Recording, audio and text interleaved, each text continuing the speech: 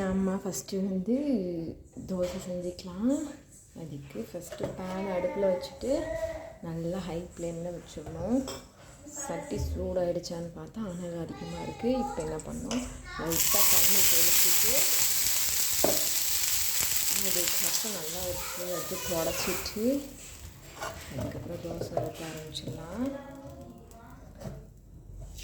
அதுக்கப்புறம் மாவை ஊற்றிட்டு நல்லா சட்டியில் மசாலா லைட்டாக வச்சுக்கணும்.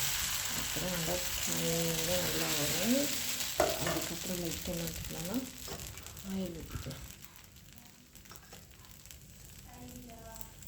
நல்லா ஃபைனாக நல்லா முருளாக நல்லா இதாக வேணும்னா கிறிஸ்பியாக வேணும்னா நல்லா ப்ரௌனிஷாக ஆகும். அது வரையும் நம்ம வெயிட் பண்ணிப்போம்.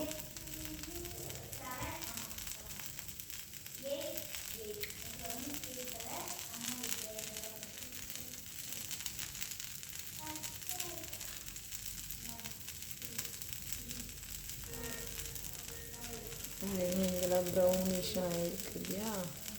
ஸோ என்ன பண்ணலாம், எடுத்துக்கலாம். எடுத்து